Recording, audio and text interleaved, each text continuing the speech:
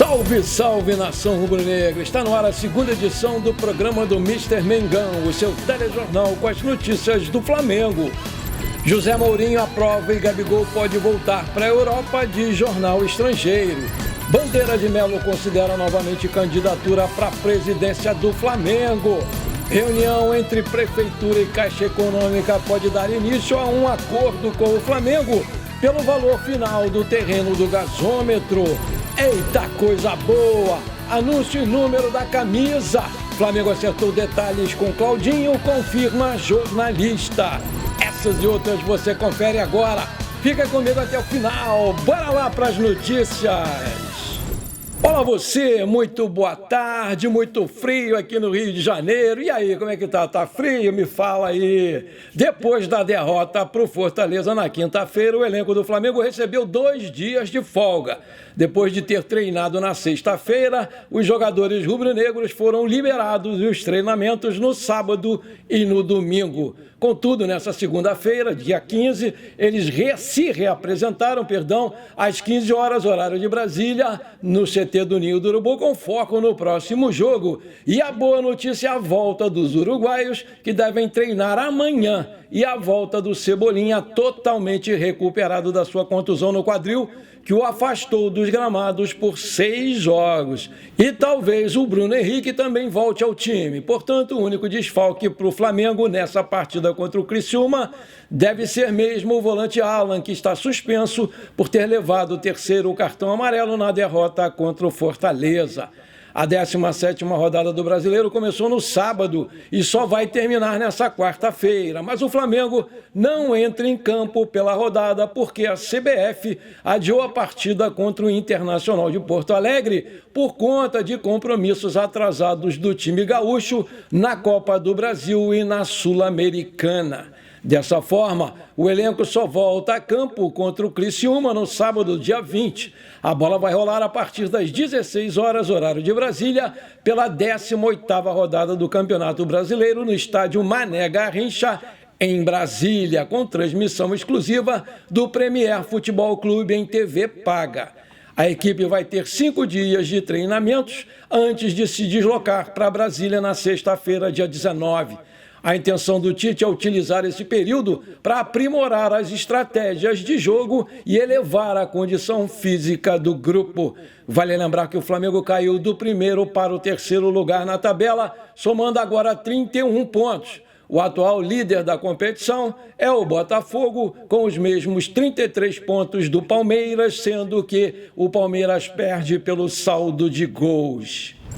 Destaque do Flamengo na última temporada e na atual também, o atacante nigeriano Schola segue com a sua situação no Flamengo indefinida.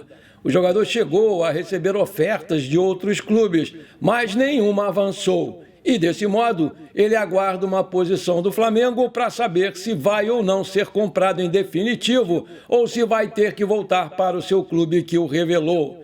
De acordo com informações do portal Gazeta do Urubu, uma fonte ligada à diretoria do Flamengo revelou que, ao contrário do que alguns setoristas publicaram, o atacante ainda pode sim ser contratado em definitivo junto ao Remo Stars da Nigéria. Muito boa notícia.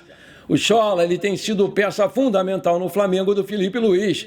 O jovem atacante marcou 2 gols contra o Bahia, jogo que marcou a primeira vitória na equipe sub-20 no Brasileirão, sob o comando aí do Felipe Luiz, né? Além disso, a joia nigeriana também deu uma assistência e foi destaque na virada rubro-negra sobre o Botafogo pela Taça Guanabara, sem contar com aquela ótima participação dele na conquista da Libertadores da categoria. E com certeza, se não for comprado pelo Flamengo, vai ser um desfalque importantíssimo para a decisão do Mundial que vai acontecer em agosto aqui no Rio de Janeiro, porque o seu contrato com o Flamengo se encerra no dia 31 de julho de 2024.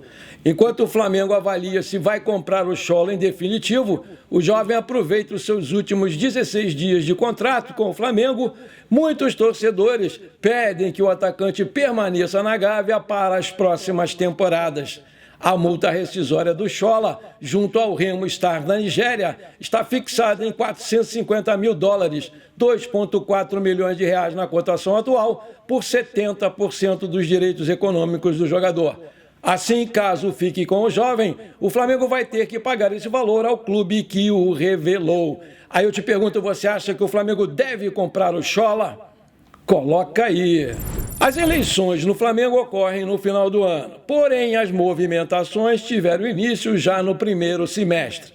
O ex-presidente do clube entre 2013 e 2018, Eduardo Bandeira de Melo, inicialmente descartou a possibilidade de se candidatar novamente ao cargo. No entanto, a situação parece que mudou. De acordo com informações do jornalista Lauro Jardim, do jornal O Globo, o Bandeira de Melo está agora considerando com mais seriedade a ideia de concorrer, sim, à presidência do Flamengo nas próximas eleições. Os seus aliados estão pressionando o ex-presidente para definir logo as estratégias de campanha da oposição contra a situação que é liderada pelo Rodolfo Landim e que apoia aí o Rodrigo Dunche de Abrantes. Apesar de considerar com mais ênfase a possibilidade de concorrer à presidência, o Bandeira mantém cautela em relação aos seus colegas políticos. Ele afirma que só vai definir essa posição em agosto, articulando seus planos com os associados do Flamengo até lá. A disputa pelas eleições do Flamengo conta até o momento com 2 pré-candidatos oficiais, Maurício Gomes de Matos, o MGM, e Rodrigo Dunche de Abrantes. O primeiro abriu mão da vice-presidência de embaixadas e consulados com o Landim para seguir a sua candidatura solo, com o apoio do seu próprio grupo político. Já o segundo conta com o respaldo do atual presidente Rodolfo Landim para a disputa da presidência. Além do Maurício e do Dunche, o Luiz Eduardo Batista, o conhecido BAP, está se preparando para renunciar à presidência do Conselho de Administração do Flamengo, a fim de oficializar a sua pré-candidatura ao cargo máximo do clube. E com isso, o Bandeira de Melo pode ter 3 concorrentes nas eleições do Flamengo em dezembro desse ano. Aí eu te pergunto, você já tem o seu candidato para a presidência do Flamengo? Coloca aí que eu quero saber. Uma reunião marcada para essa terça-feira entre a Prefeitura do Rio de Janeiro e a Caixa Econômica Federal pode representar o início de uma negociação para um acordo entre as partes e o Flamengo pelo valor que será pago pelo terreno do gasômetro, onde o clube pretende construir o seu tão sonhado estádio.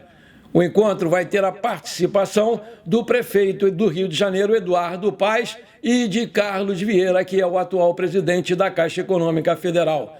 O Rodolfo Landim, que é o presidente do Mengão, foi avisado do encontro, mas não vai estar presente.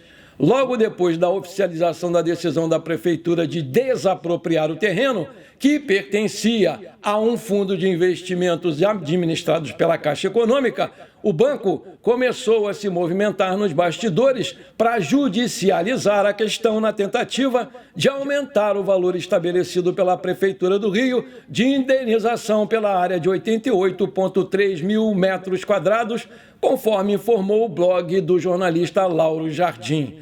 O preço mínimo do leilão, marcado para o próximo dia 31 de julho, e que só deve ter a participação do Flamengo, vai ser de 138,5 milhões de reais, enquanto o banco avalia que o terreno vale ao menos 250 milhões de reais. No entanto, não é cogitado pelo prefeito Eduardo Paes voltar atrás na medida que tirou o terreno da posse do Fundo de Investimentos, administrados pela Caixa. De acordo com fontes da Prefeitura, ouvidas pelo Globo, que dizem ainda que a reunião marcada para amanhã é a primeira em que o pedido do encontro partiu direto do banco, Caixa Econômica Federal. O Eduardo Paes assumiu a posição nos bastidores de quem está disposto a ouvir o que vai ser proposto pela Caixa, ainda que esteja descrente que o banco vai aceitar reduzir o valor exigido anteriormente, que beirava aí os 400 milhões de reais. No meio de tudo isso, o Flamengo se prepara financeiramente para participar desse leilão. Em entrevistas recentes, o presidente Landim afirmou que o clube possui dinheiro em caixa para pagar o valor exigido pela prefeitura à vista.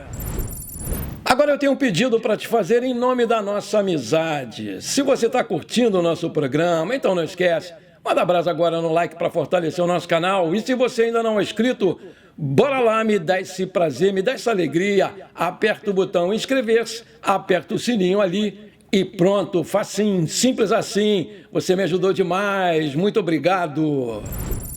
Com futuro indefinido e sem assinar um pré-contrato com o Palmeiras ou com qualquer outro clube, o Gabigol pode voltar ao velho continente, a Europa. Após construir história vitoriosa e idolatria no Flamengo, o jogador pode estar em seus últimos momentos com o manto sagrado. E os turcos do Fenerbahçe estariam muito interessados na sua contratação. A informação é do Aspor, da Turquia, que garante ainda que o aval já foi dado por um importante nome do futebol, o técnico José Mourinho, técnico português, que é o sucessor do Jorge Jesus e de Ismael Kartal, últimos 2 treinadores do clube.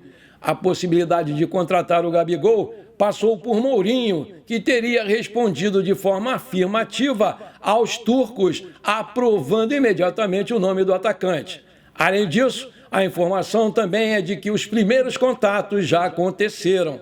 A ideia é entender a atual situação do jogador, que é pública no Brasil. No entanto, uma oferta oficial ainda não chegou na mesa do Flamengo.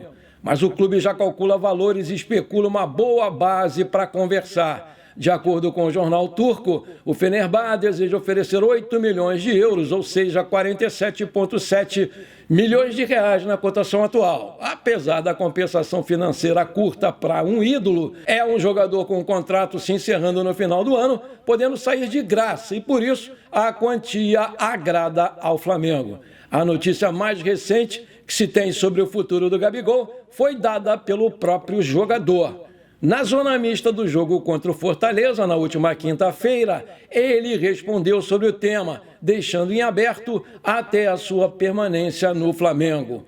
Aspas, eu tenho contrato até dezembro, como todo mundo sabe, fico até dezembro, e aí temos tempo para conversar sobre isso com o Flamengo e outros times. Isso está em aberto, mas é mais com o meu pai e com o meu empresário. O meu foco agora é poder jogar, criar ritmo de jogo, quem sabe ter sequência, é o que eu venho buscando para ajudar o Flamengo, disse lá o camisa 99. Uma notícia publicada hoje no portal Gazeta do Urubu dá conta que o Flamengo está ciente que o jogador já recebeu um pré-contrato do Palmeiras, mas ainda não assinou o documento, porque está aguardando uma resposta do Flamengo se vai ou não renovar o seu contrato. E espera uma proposta até o final desse vínculo em dezembro. A ideia é sentar de novo para conversar sobre uma possível renovação com prazo menor, quem sabe 2 temporadas renováveis por mais uma de acordo com o desempenho do jogador. De acordo com informações trazidas nesta segunda-feira pelo jornalista Vini Casagrande no programa de esportes do SBT, é questão de tempo para que seja fechada a contratação do Claudinho no Flamengo. Essa contratação vai custar 18 milhões de euros, 107 milhões de reais na cotação atual. A forma de pagamento junto ao Zenit, inclusive, já está acertada. Tanto que houve aí uma reunião entre pessoas que cuidam das redes sociais flamenguistas, juntamente com os responsáveis por administrar as redes do Claudinho. Se não bastasse isso, as partes já alinham a despedida do brasileiro na Rússia, além da chegada ao Rio de Janeiro, com o Flamengo desejando soltar um vídeo e 2 imagens com a foto do reforço. Importantíssimo destacar que até mesmo o número da camisa já foi discutido. O Claudinho sugeriu a 97, ano do seu nascimento, que deve ser liberado. Ainda segundo o jornalista, nesse momento, os russos só estão travando o acordo porque querem fechar a contratação de um substituto imediato antes de liberar aí o jogador, que poderia aliviar a pressão por lá, porque o Claudinho é o melhor jogador do elenco.